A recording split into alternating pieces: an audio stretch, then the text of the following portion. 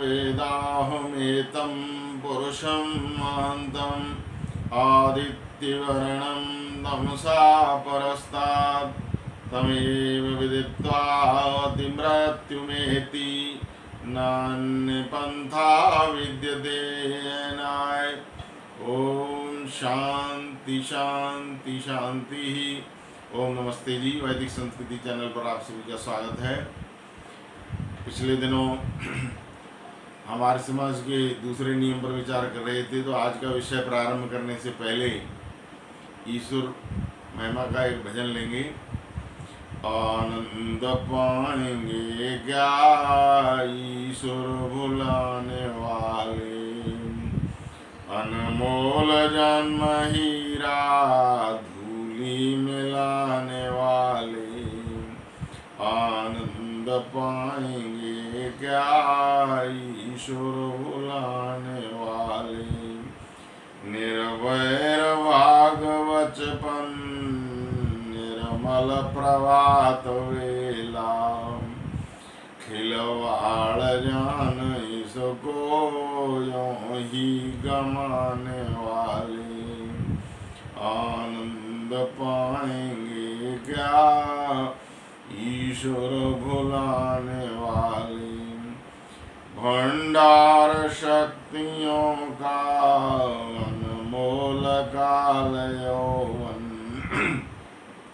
भंडार शक्तियों का अनमोल काल यौवन, विषयों की भेंट करके संकट बुलाने वाले।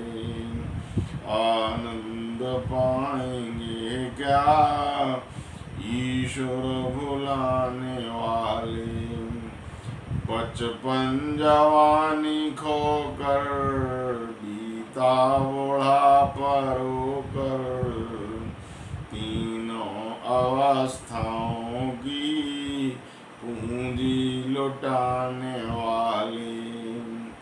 आनंद पाएंगे क्या ईश्वर भुलाने वाले, अनमोल जन्म हीरा धूली मिलाने वाले।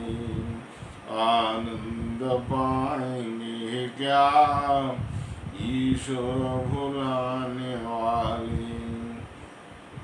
तो पिछले दिनों हमारे समाज के दूसरे नियम के अंतर्गत उपासना विषय पर विचार कर रहे थे। ऋषि दयानंद कहते हैं कि ईश्वर सच्चिदानंद स्वरूप, निराकार, सर्वशक्तिमान, न्यायकारी, दयालु, अजन्मा, अनंत, निर्विकार, अनादि, अनुपम, सर्वाधार, सर्वेशु, सर्वव्यापक, सर्वंतर्यामी, अजर, अमर, अभय, नित्य, पवित्र और सृष्टि करता है। उसी की उपासना करनी योग्य है। इतने गुण हैं ईश्वर में, तो वो कहते हैं उसी की उपासना करनी योग्य है। और उपासना कैसे की जाए, इसके लिए उन्होंने अपने ग्रंथों में जगह जगह संकेत किए हैं। प्रार्थना मंत्रों में भी वो कहीं तो कहते हैं कि उसी की आज्ञा पालन करने में तत्पर रहें, और कभी कहते हैं कि योगाभ्यास से अति प्रेम से विशेष भक्ति किया करें। तो योगाभ्यास से हम विशेष भक्ति कैसे करेंगे, इसके लिए यदि हम महर्षि पतंजलि का योग दर्शन देखेंगे तो उसमें 3 प्रकार के लोगों के लिए वहाँ पर वर्णन है। पहले उच्च श्रेणी के लोग, जो समाहित चित्त के योगी जिनको कह सकते हैं, जिनके चित्त में अशुद्धि नाम मात्र की है, जिनके क्लेश तनु हैं, उनके लिए वो एक सूत्र देते हैं, अभ्यास वैराग्याभ्याम तन निरोधा। चित्त की वृत्तियों को वो अभ्यास और वैराग्य के माध्यम से रोक सकते हैं और वो समाधि तक पहुंच सकते हैं और ईश्वर का आनंद पा सकते हैं। इसी तरह से जो मध्यम श्रेणी के लोग हैं, द्वितीय श्रेणी के जो लोग हैं, जो धार्मिक वृत्ति के तो हैं पर क्लेश जिनके तनु नहीं है, उनके लिए वो साधनपाद में एक सूत्र देते हैं, तप स्वाध्याय ईश्वर प्रणिधान क्रिया योगा। तप स्वाध्याय और ईश्वर प्रणिधान ये क्रिया योग है। इसका सहारा लेकर के वो और समाधि तक, ईश्वर के आनंद तक पहुंच सकते हैं। तप के माध्यम से शरीर को, मन को, शारीरिक, मानसिक, आत्मिक तीनों तरह का तप करें। शारीरिक द्वंद्व जो है उनको सहने की शक्ति, सर्दी गर्मी, इसी तरह से मानसिक द्वंद्व, सुख दुख, और इसी तरह से जो आध्यात्मिक द्वंद्व हैं, काम क्रोध लोभ मोह अहंकार आदि, इनसे बच कर के, और ये जो तप है इसका अभ्यास करके, और फिर दूसरा कहते हैं वो स्वाध्याय। स्वाध्याय में वेद शास्त्रादि ग्रंथों का अध्ययन, अपना अध्ययन, ईश्वर का अध्ययन, ये सब आता है, और ईश्वर प्रणिधान, ईश्वर को समर्पण। तो इस तरह से ये क्रिया योग के विषय में उन्होंने बताया। जो मध्यम श्रेणी के लोग हैं वो क्रिया योग के माध्यम से और अभ्यास और वैराग्य का सहारा लेकर के, अभ्यास और वैराग्य तो निरंतर सभी में चलेगा ही, तो उसका सहारा लेकर के और ईश्वर के आनंद तक पहुंच सकते हैं। ऋषि दयानंद कहते हैं कि जब ईश्वर की उपासना करनी हो तो शरीर में प्रकृति के मध्य, नासिका के अग्रभाग पर, जिह्वा के अग्रभाग पर, कंठकूप में, हृदय में, नाभि में, कहीं पर भी ध्यान लगा करके बैठें एकाग्रचित्त होकर के, और बाह्य वृत्तियों को रोक करके, और चित्त से जो आने वाली अन्य आंतरिक वृत्तियां उनको धीरे धीरे रोकने का अभ्यास करें, और अंत में चित्त की वृत्तियों का जब निरोध होगा तो हम ईश्वर के आनंद को पा सकेंगे। ये द्वितीय श्रेणी के लोगों के लिए उन्होंने क्रिया योग की बात की। और तृतीय श्रेणी के जो लोग हैं वो आज के समय में अधिक मिलते हैं, जो जिनके क्लेश भी तनु नहीं है, वृत्ति भी धार्मिक नहीं है, धार्मिक लोग हैं। इनके लिए भी महर्षि पतंजलि ने एक रास्ता दिया है जिसको कहते हैं अष्टांग योग। ये क्रमशः अष्टांग योग के माध्यम से अपने क्लेशों को तनु करते हुए और धीरे धीरे अपने जीवन में प्रगति कर सकते हैं, योग के क्षेत्र में, उपासना के क्षेत्र में आगे बढ़ सकते हैं। तो महर्षि पतंजलि अष्टांग योग में योग के लक्षण बताते हुए कहते हैं यम नियम, आसन, प्राणायाम, प्रत्याहार, धारणा, ध्यान, समाधि, ये योग अष्टांग योग है। इनमें जो प्रारंभिक 5 हैं, यम नियम, आसन, प्राणायाम, प्रत्याहार, ये बहिरंग योग कहलाता है। धारणा, ध्यान और समाधि ये अंतरंग योग के अंतर्गत आते हैं। तो आज हम यमों पर विचार करते हैं। 5 यम हैं, अहिंसा, सत्य, अस्तेय, ब्रह्मचर्य और अपरिग्रह। और इसी तरह से 5 नियम भी हैं, शौच, संतोष, तप, स्वाध्याय, ईश्वर प्रणिधान। 5 नियम हम देखेंगे कि ये सामाजिक व्यवस्था के लिए हैं। 5 नियम जो है वो स्वयं की उन्नति के लिए हैं। इन्हीं 5 यम और नियमों को महर्षि दयानंद सरस्वती आर्य समाज के अंतिम नियम में कहते हैं, सब मनुष्यों को सामाजिक सर्वहितकारी नियम पालने में परतंत्र रहना चाहिए और प्रत्येक हितकारी नियम में सब स्वतंत्र हैं। ऋषि दयानंद ने आर्य समाज के 10 नियमों में वेद शास्त्रों का पूरा निचोड़ रख दिया है। यदि हम 10वें नियम पर विचार करें तो इसमें यम और नियम आ जाते हैं। वो कहते हैं सब मनुष्यों को सामाजिक सर्वहितकारी नियम पालने में परतंत्र रहना चाहिए, यानी जो सामाजिक सर्वहितकारी नियम है उनका तो हमें पालन करना ही करना है। और वो सामाजिक सर्वहितकारी नियम क्या है? अहिंसा, सत्य, अस्तेय, ब्रह्मचर्य, अपरिग्रह। और हितकारी नियम जिसमें हम स्वतंत्र हैं वो शौच, संतोष, तप, स्वाध्याय, ईश्वर प्रणिधान, जो स्वयं की उन्नति के लिए हैं। लेकिन योग के क्षेत्र में जो हमको उन्नति करनी है तो यम और नियम दोनों का पालन प्रारंभिक सीढ़ी है, आधार है।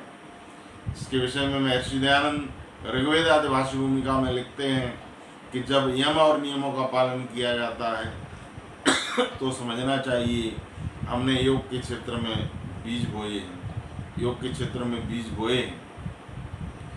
तो अब हमको विचार करना है कि हमने बीज भी बोए हैं यदि नहीं बोए हैं तो सबसे पहले हमको यम का पालन प्रारंभ करना पड़ेगा। इसमें सबसे पहले आता है अहिंसा। मन, वचन और कर्म से किसी को भी किसी प्रकार का कष्ट न देना, सभी प्राणियों से सभी समय में सभी प्रकार का बैर त्याग, ये जो है वो अहिंसा कहलाता है। किसी भी प्राणी को किसी प्रकार का कष्ट न हो, मन वचन और कर्म से इस प्रकार का हमारा आचरण हो। और इस अहिंसा की पुष्टि के लिए आगे के 4 नियम और हैं: सत्य, अस्तेय, ब्रह्मचर्य, अपरिग्रह। संसार में यदि एक भी व्यक्ति दुखी है किसी कारण से, तो हमको ये मानना पड़ेगा कि अहिंसा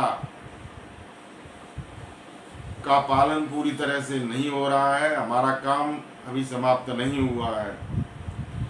क्योंकि आर्य ईश्वर पुत्र कहलाता है। जिस तरह से ईश्वर सबका कल्याण चाहता है, उसी तरह से संसार में हमारा स्वभाव भी इस प्रकार का हो कि हम सबके कल्याण के लिए कार्य करें। एक भी व्यक्ति किसी भी कारण से यदि दुखी है और उसके कष्ट यदि हम दूर कर सकते हैं तो हमको करने चाहिए, अन्यथा ये कहा जाएगा कि हम हिंसक हैं, हम अहिंसा का पालन नहीं कर रहे। महाभारत का एक दृष्टांत है। एक ब्राह्मण दंपति बहुत दिनों से भूखे थे और कई दिनों के पश्चात जब उनको 2 रोटियां उपलब्ध हो जाती हैं, तो देखिए उस समय भी वो भूख से आतुर होते हुए भी किस तरह से वो अहिंसा का पालन करते हैं। पहाड़ी पर चढ़ कर के ऊंचाई पर एक आवाज़ लगाते हैं, कोई भूखा तो नहीं है, यदि कोई भूखा है तो आकर के भोजन प्राप्त करे। तो उसी समय एक भूखा प्यासा व्यक्ति आ जाता है, जिसको वो दोनों रोटियां भेंट कर देते हैं और स्वयं भूख से कई दिनों से तड़प रहे थे। बाद में कहा जाता है कि भूख के कारण उनकी मृत्यु हो गई। तो ये इस तरह के लोग हमारे देश में हुए हैं जो कि अहिंसा का 100% पालन किया करते थे। आगे आया है सत्य। मन वचन और कर्म से सत्य का आचरण। ऋषि दयानंद कहते हैं, सत्यमानी, सत्यवादी, सत्यकारी। जैसा हमारे मन में है, जिसको हमने सत्य जान लिया है, सत्यमानी, वही हमारी वाणी पर हो और हमारे शरीर से जो कर्म किए जाते हैं वो भी उसी के अनुकूल हो, तब सत्याचरण कहा जाता है। किसी भी सत्य से यदि अहिंसा की पुष्टि नहीं हो रही है तो भी वो सत्य नहीं है। सत्य वही सत्य होगा जो अहिंसा को पुष्ट कर रहा हो, जिससे किसी का नुकसान नहीं हो और समाज और राष्ट्र विश्व का भला होता हो, वो ही सत्य माना जाता है। अस्तेय, अन्यायपूर्वक किसी के धन को ग्रहण करना, छूना, ये जो है वो चोरी कहलाती है और इससे बचना जो है वो अस्तेय है। इसका हमें पालन करना है।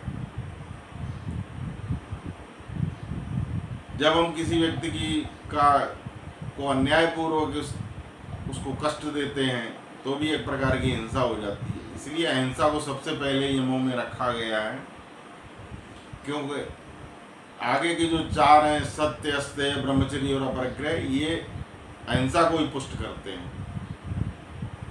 तो हमारा आचरण इस प्रकार का हो कि हम अन्यायपूर्वक किसी की किसी भी वस्तु का ग्रहण नहीं करें, तो हम अस्तेय का पूरी तरह पालन कर रहे होंगे।